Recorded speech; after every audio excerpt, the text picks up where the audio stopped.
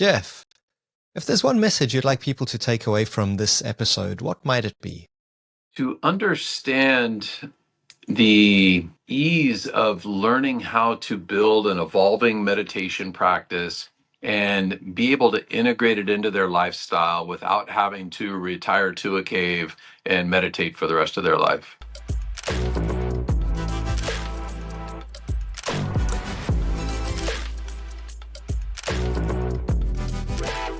Perhaps you could share a little bit about your background, who you are, what you do.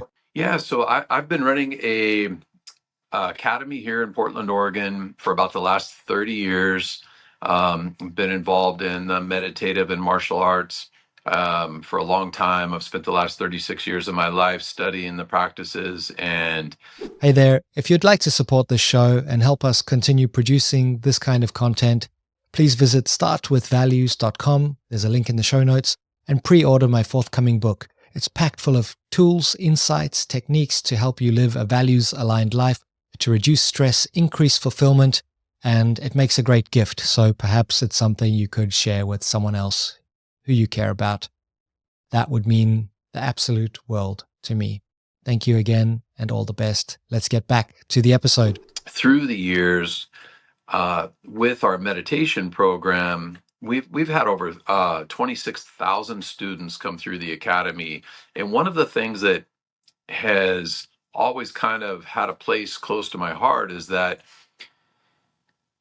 I hear hundreds of stories of how the meditative arts has positively influenced people's lives through the year. And that's kind of what's motivated me to write my last couple books and create my online program. In that I love being able to deliver these arts to people and have them have the resources to be able to integrate them into their lives and have these life-changing experiences. I'm also pretty passionate about the martial arts, and I have a lot of students that compete, and it's always fun taking a student to a competition and having them do well in a competition. But when somebody comes in here that's dealing with a stress disorder, or they're having an injury that they're working through, and the meditative arts helps them get through that and it changes their life for forever, that really is something that kind of hits close to home, and it's been the main motivation for me. How did you discover meditation for yourself? In a bit of a roundabout way, I wasn't looking to do meditation. I wasn't interested at all, really. And as a young kid, when I was about 19 years old, I was really into Western boxing. And I used to go to a boxing gym that was just a few blocks down the street here from my academy. And at a boxing gym, if you are not familiar with it, it's different than like your traditional fitness style class where you come in and there's a teacher and a whole group of students kind of follows along with the teacher. In a boxing gym, usually there might be as many as a handful of different coaches in the gym, and each one of those coaches might have 3 or 4 fighters that they're working with. Mm-hmm. Well, at this one gym that I was at, one of the coaches was a very well-known coach, and he had created national and world champion level fighters. I was really, I had a lot of respect for him and wanted to spend some time with him. And so I would always show up at the gym when I knew he was going to be there and work hard and try to get him to notice me and see if he'd kind of help me out a little bit. And after following him around for about 3 or 4 months, he finally started helping me out, giving me some tips and showing me a few things. And it was only maybe 2 or 3 weeks of working with him when he said something to me that changed my life forever. In that he said, if you really want to be a good boxer, you should start doing meditation and Tai Chi. And at the time, I was this 19-year-old kid that didn't know much of anything, thinking, isn't Tai Chi for old people in the park? How's that going to help me be a better fighter? And I started doing the practice, and it's changed my life in many ways. And as I already mentioned, I've seen many of my students come in with some pretty amazing stories from adopting the practice. And so it's been a big passion of mine for a number of years. Interesting. So perhaps you could unpack a little bit more. What is Qigong? What is meditation? How can it actually help us increase our performance in work and life? There's so many ways the meditative arts can help enrich our lives. And, I break the meditative arts down into kind of five categories. We have the athletic or the combative side of the practice, where you are using these practices to improve your physical performance, mental performance. And then we have the therapeutic side of the practice, the medical side, the philosophical side, and also the meditative or spiritual side. And so when you're looking to build a practice around meditation, you might focus on one of these areas or multiple areas. And there would be different practices that you would integrate to get different outcomes within the practice. And when you are building a meditation practice, whether it be through still meditation or movement meditation or whatever it is, there's there's five basic fundamental pillars that are the foundation of any meditation practice. And those are, I call them the five regulations. And they are regulating the body, regulating the breath, regulating the mind, regulating the energy, and regulating the spirit. Regulating the body is the first one that we always start with, no matter what path you decide to follow.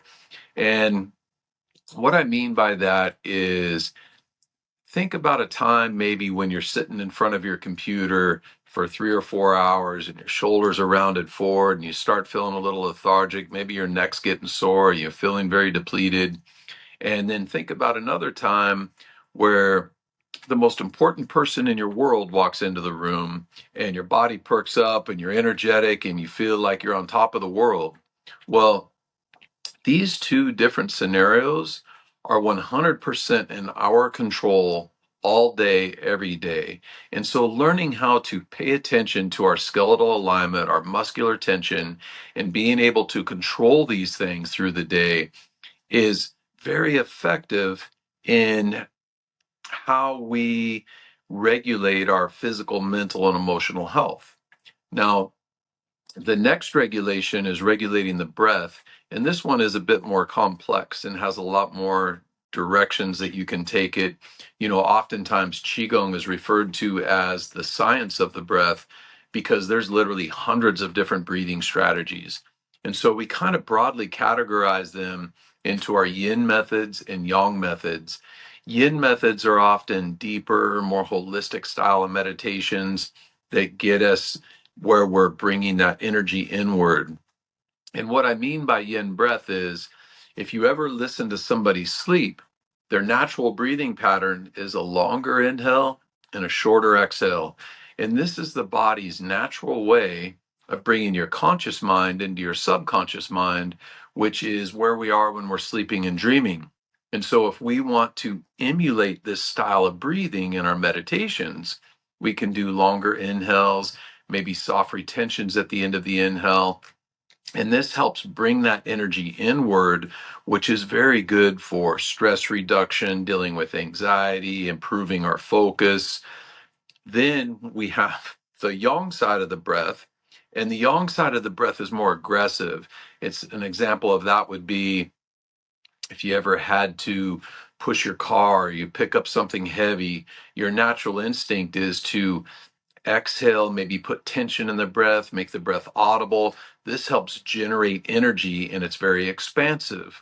Well, when we start learning how to use the breath as a strategy and understand how it balances our physical and mental states, and in Chinese philosophy, they call this balancing the kan and li, or the water and fire.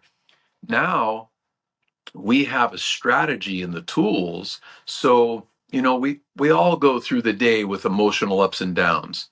Some people are like a roller coaster, others maybe a little bit more balanced. But when you start to recognize these imbalances and you understand how to use the breath as a strategy, when you see yourself starting to feel a little excited, We can use the yin breath to help bring it back down. And when you see yourself starting to feel depleted, we can use the yang breath to bring it back up. And now we're more stable and we're keeping closer to that center, which is allowing us to be more focused, be more present in the moment. And it has a lot of benefits that we can pull from this. Mhm. The next regulation is regulating the mind. And one of the most common things that I hear people say when it comes to meditation is, I tried meditation, but I just couldn't quiet my mind. That's just not for me. And somewhere along the way, people got this misconception that in order to meditate, you have to be in this blissful place where nothing distracts you and you're off in this state of zen, and just nothing is distracting. And it couldn't be further from the truth. I've spent the last 36 years of my life traveling around the world, training with some really amazing meditation practitioners. And I have never once met anybody who doesn't get distracted. We're all human. We all get distracted. Everybody faces this. So it's an adjustment that needs to be made, especially with beginner practitioners, in that the goal isn't to quiet the mind. The goal is to recognize these imbalances and understand how to change them.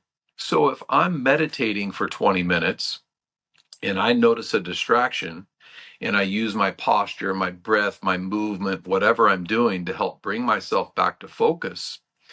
Now I just got a repetition of being off center and coming back to center. And if I do that 50 times over the next 20 minutes of my session, and I do that every day, every month, every year, I start getting pretty good at one, noticing these imbalances, and two, having the tools to bring myself back to focus.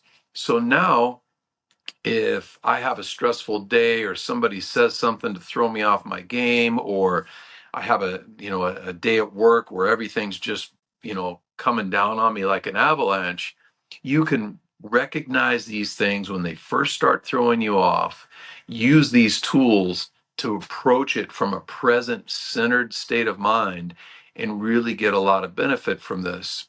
There's this story that I enjoy about these two monks, and they're walking down this dirt road after a big rainstorm, and everything's muddy. They come up to this big mud puddle, and on the other side of this puddle is this beautiful lady, and she's standing over there crying in a white dress.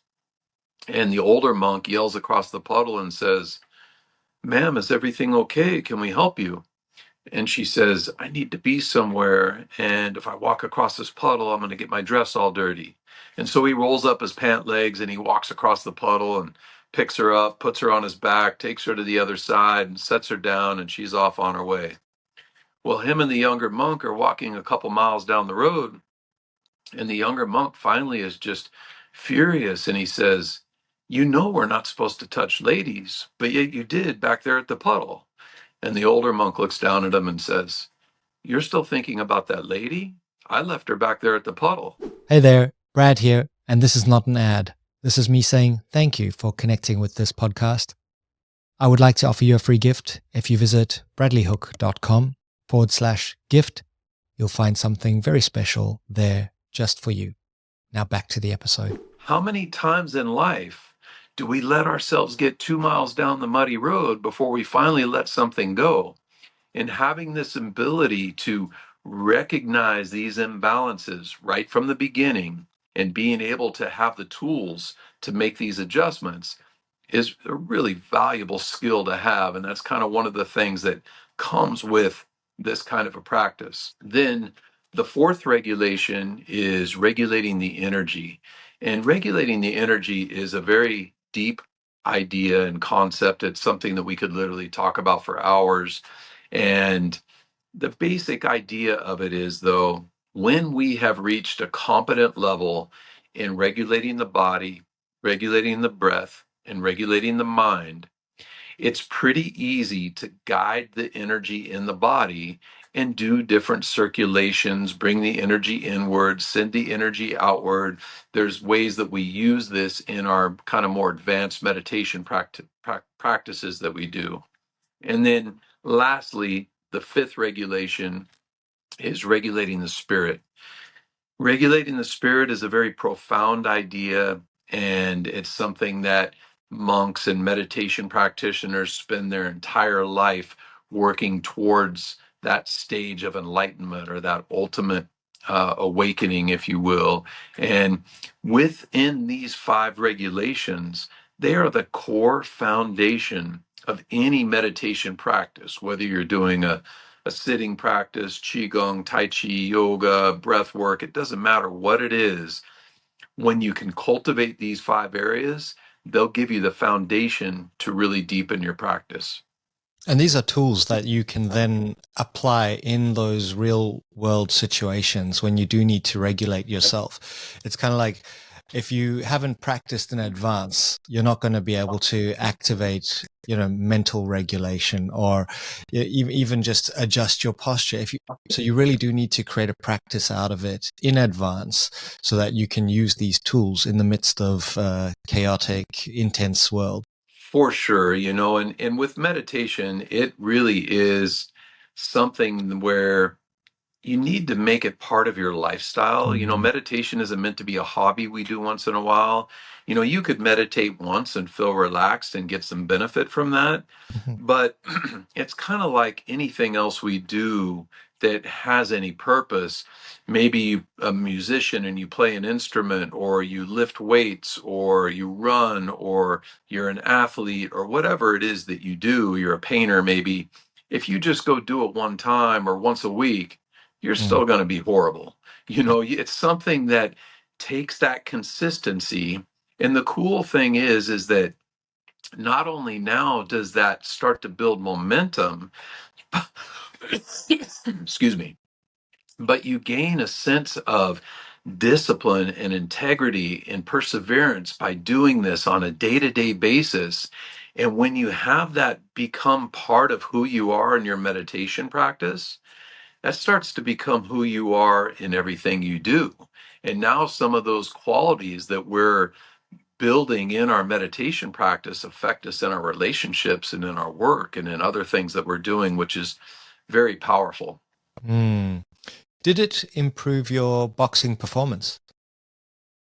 Very much so, and I remember my coach telling me back then, he's like, if you do this, he's like, in a year from now, all of the guys that you're training with that are kind of in your circle, he's like, you watch how you compare to them because they weren't doing the meditation practice.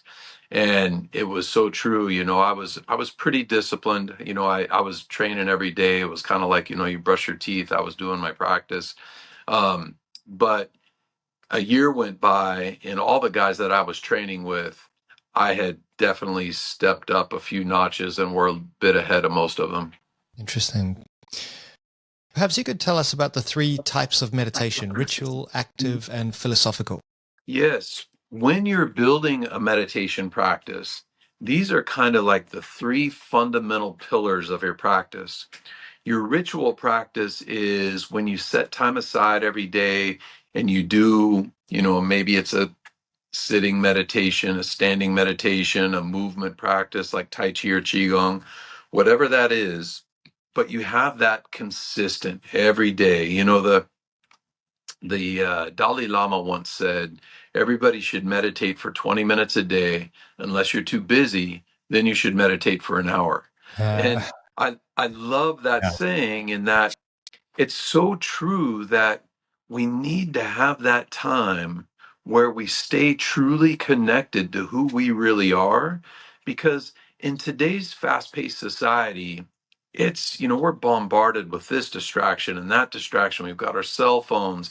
It's common that we're forced to wear these masks or put up these barriers because maybe we don't want to hurt somebody's feelings, or we don't want to say what we truly feel because we don't want to be vulnerable, or whatever it is. And we start doing this on a day-to-day basis, and eventually we start looking at ourselves in the mirror and we're still wearing these masks. And that ritual practice is one of those times where we can set those masks down and really stay connected to our center and who we really are. And so it's really invaluable. And it's something that I feel, if everybody meditated for 20 minutes a day, the world would be such a better place in many ways. Then we have active practices. Active practices are a great tool because they're things that we can do and integrate into everything we do all day, every day. And, as I already mentioned, meditation is meant to be a way of life. These practices allow us to integrate these concepts and these mindsets into everything they do, everything we do, and it could be, we could be walking down the street or standing in line at the grocery store and doing some breathing exercises or some spinal rotations or some simple movement practices, and they can be done in as little as 60 seconds. It's not like we need to spend a lot of time in these, but by starting to make it how we move through the day. Hey, Brad here. Would you believe that around 70% of the people who watch this podcast have not yet subscribed?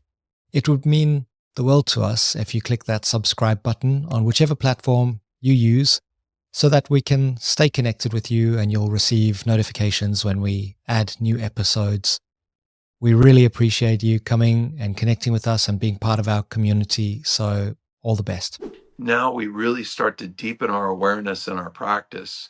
And then lastly, we have philosophical practices, which can be used in either ritual practices or active based practices. And by adopting all three of these, we can start to build an evolving life practice around meditation and really get the most out of it. For those who are not clear, perhaps you could share what is the difference between Tai Chi, Qigong, and perhaps just a normal meditation practice?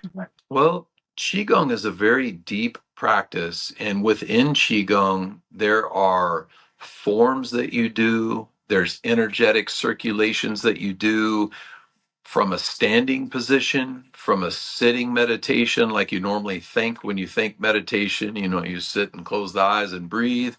There's many different breathing strategies and things that we'll do. So it's very complex in a lot of different directions just within Qigong. Tai Chi is originally created as a martial art.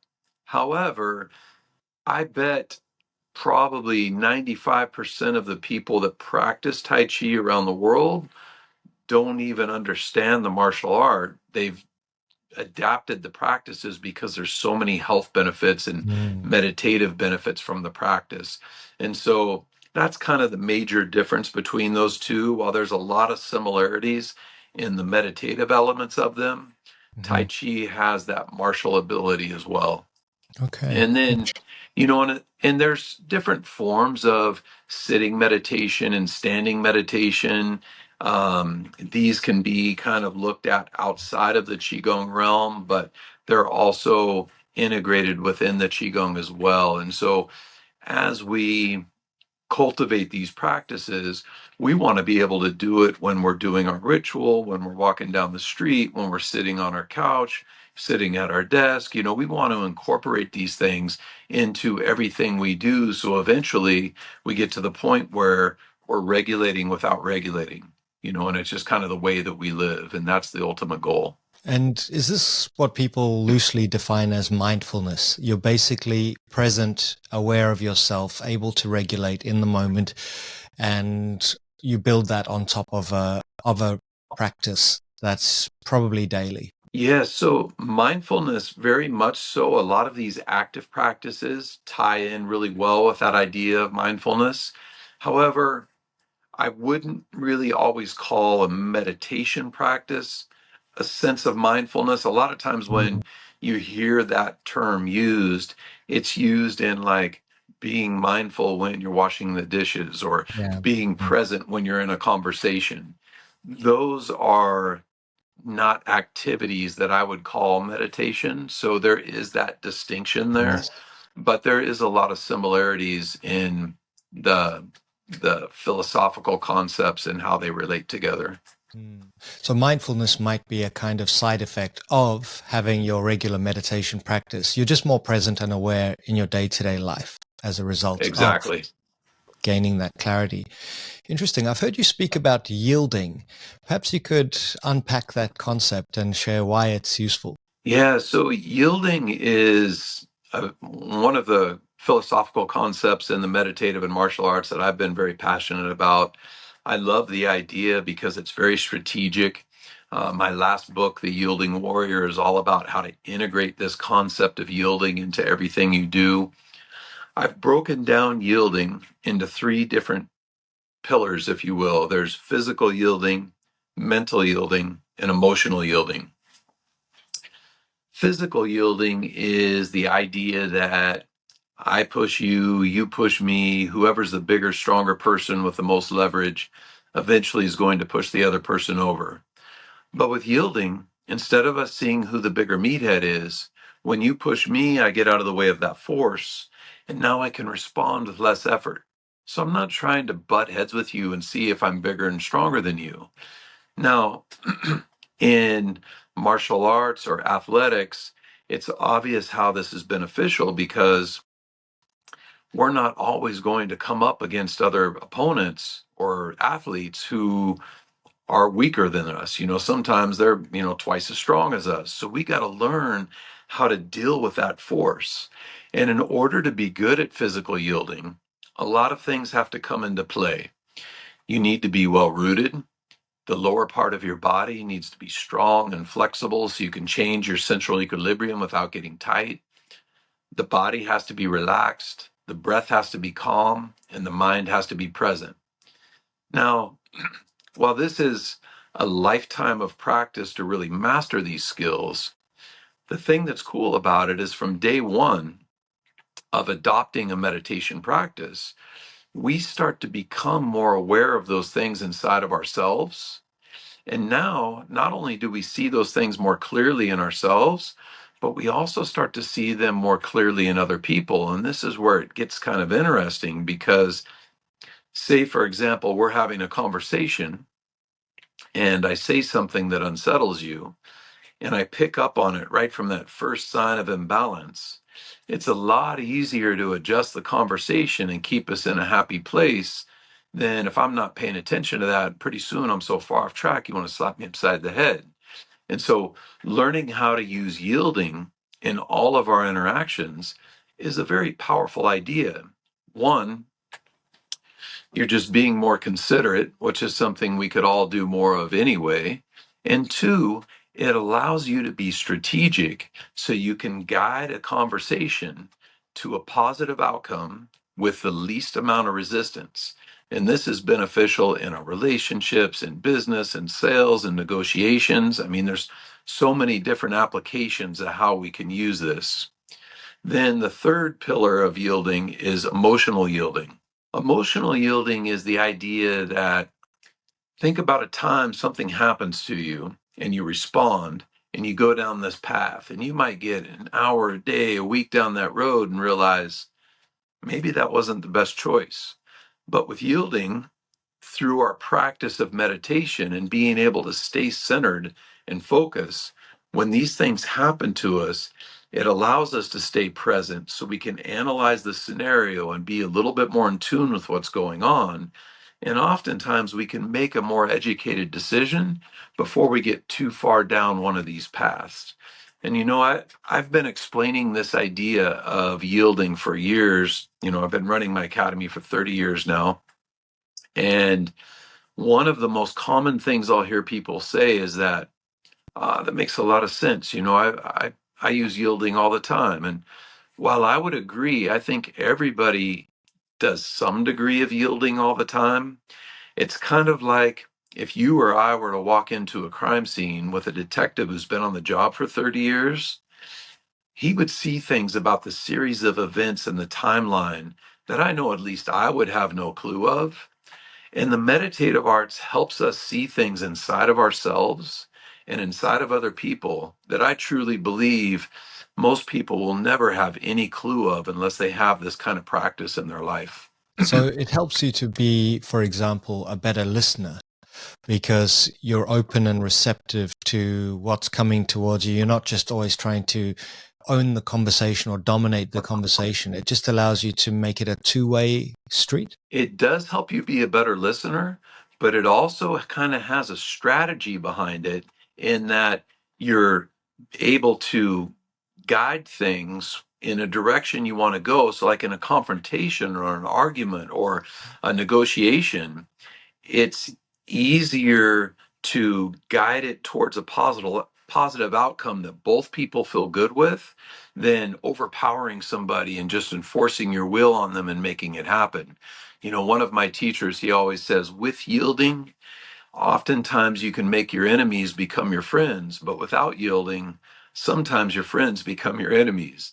And it's this idea of learning how to be that, have that sensitivity and that awareness and that timing to make those adjustments kind of on the fly strategically. Interesting. I remember I was in Vietnam and I was actually interviewing Kung Fu masters for a magazine article. And one of them, he said his entire philosophy, he was a master, was around using someone else's energy so that you don't deplete your own. And it was fascinating to watch the sparring in real time and how little of it was forceful, yet it was still highly effective. So, and there was a lot of protecting yourself, moving backwards. It was a dance in a way. It was really, really amazing. Is that how you would use yielding in a martial arts situation? Yes, that's an example of physical yielding, right? Mm, So if somebody pushes me, rather than force my force on them, yeah, I let it come in and I redirect it, and then I take it towards a weak point so I don't have to yeah, butt heads with them. And yeah. that's been used in martial arts, for generations. Helio Gracie, who has made Brazilian Jiu-Jitsu so popular in the last 30 years, that guy was 138, 139 pounds. He was a small guy. Mm. And there has been many times where he's had fights with people that are 250 and bigger, and there's no way that you can overpower these people. You have to know how to yield to that force to get them in a vulnerable position where you can capitalize on that if you're going to win in those scenarios. I saw some footage recently of Demetrius Johnson, Mighty Mouse, in jiu-jitsu competitions with huge, absolutely enormous people. And it's just that ability to move, that agility, the going with their own flow and motion and then spinning it around. And next thing you know, he's Yeah. back in a dominant position. It's incredible to watch when someone's become good at it. It's a beautiful art, and it's so much fun to be able to play that way Mm. rather than only be able to play when you're forcing your will on somebody. Because when you can play with strategy and effortlessness, and where like somebody is like happy that they're losing because you're being so soft with them, they don't even realize what happened. It's almost like kind of magical when you do that, rather than if I grab your arm and you're resisting and I just force it into submission. You're like, yeah, that guy's a meathead. But when I can touch you as light as I would touch my 5-year-old daughter and just be very careful and not even injure her, and then I've got this 200-pound guy tapping out. There's something to be said about that. Definitely. How would someone discover or find the right meditation practice for them? The most important thing, I think, with anybody thinking about taking on a meditation practice is you really need to find a guide. It's, I've been studying for, like I said, 36 years. I've had students that come into the academy that have been doing a meditation practice for 15 years, 10 years, 20 years. And some of these practitioners will come in and they'll see students who have been under tutelage of somebody that have been only training for 6 or 12 months, and they have a better understanding of the art because some people, they'll go onto YouTube and they'll watch this video or they'll learn this practice, and they really have no understanding of why they're doing this or what this practice is for. I often tell people to think about, if you've never witnessed the game of basketball, and I take you to a basketball court and I hand you a ball and I say, go play basketball. You're not going to know you need to dribble. You're not going to know that it goes in the hoop. You're not going to know anything. You're going Mm. to be clueless. If I give you to a world class coach and I take you to a basketball court and I say, train with this guy for 6 months, you could get pretty good. And so with the meditative arts, it's no different. Life is short, your time is valuable. If you have somebody pointing you in the right direction and helping you find the practices that'll get you to where you want to go, you can really accomplish a lot more in a short amount of time than trying to do it on your own. Makes sense. So be curious, go and try a few different things. And it doesn't have to be completely passive, sitting cross-legged. There are many different forms. I think that's the key message for people who say it's boring or I don't have the time. Yes, so that's the importance of having a guide. If somebody comes in here and they have a difficult time sitting in one place for 20 minutes, I'm going to recommend maybe a qigong set or a tai chi routine, something that gets them moving so they can get into this mindset and start seeing the benefit of the practice. So having somebody there can really save a lot of time in that aspect. And then the other thing for a new practitioner, and this is something I've struggled with as a teacher for the last 30 years, is getting people who don't have the discipline and don't have the consistency to do something every day, getting them to see the value in that. And what I always recommend, if you're somebody out there who's thinking about taking on a meditation practice, take a little bit of time and think about why you're drawn to the practice. Do you want to stay healthy into old age and watch your grandkids grow up? Do you want to be able to deal with stress and anxiety, or do you have panic attacks? Or do you want to improve your performance on the field? Whatever that is for you, really try to find a strong why.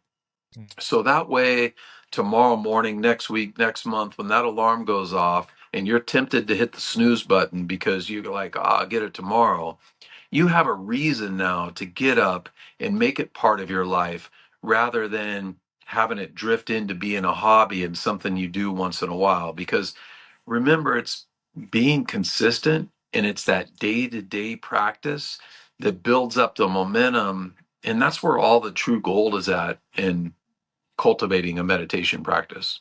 The research, I was looking at some interesting research that showed there are epigenetic effects of a regular meditation practice that can even lengthen the telomeres in your DNA, like a real longevity effect. So for anyone out Yes. there who needs a why, that's a pretty good why. Yeah.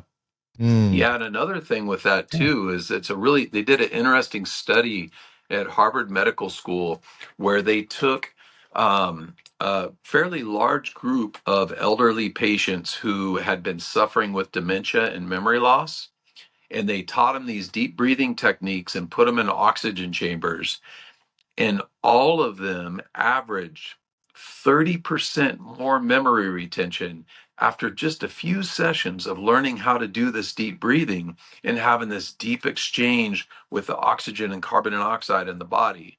And if you do this over time, it can show huge results. What makes the Yielding Warrior program unique? Why should people sign up? One of the things that I think sets us aside from most programs that I've seen out there is I teach people the science behind the practice so they can build an evolving life practice and incorporate meditation practices that help them down whatever path they choose to follow, rather than saying, hey, here's the thing we're going to do. Let's all do this.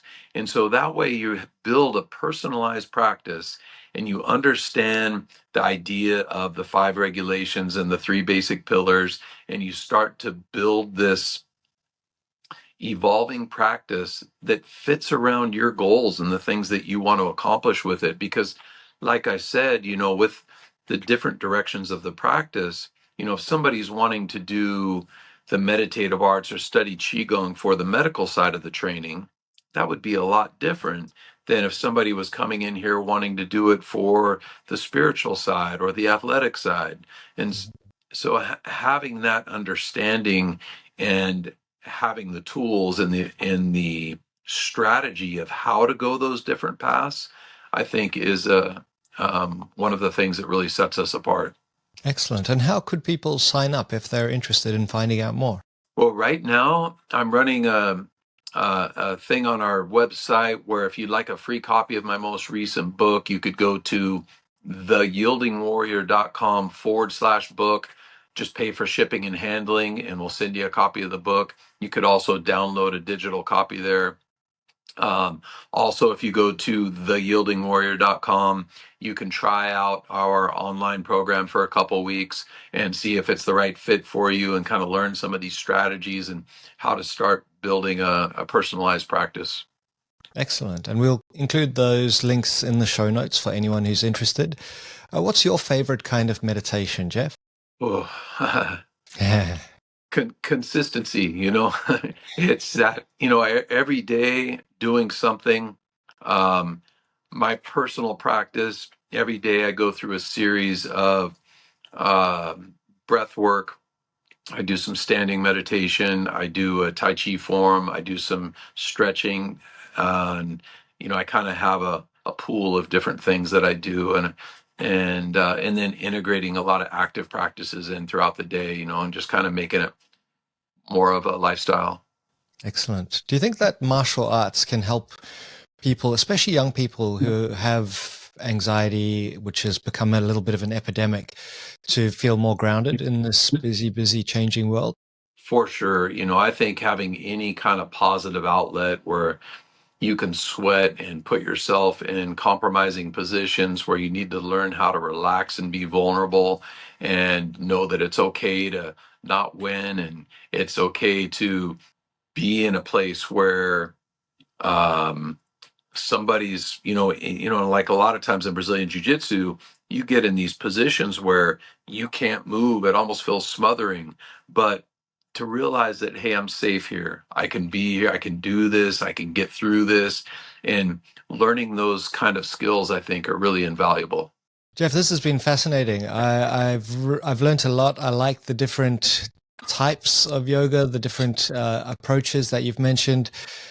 Any final thoughts for those who stuck with us all the way to the end?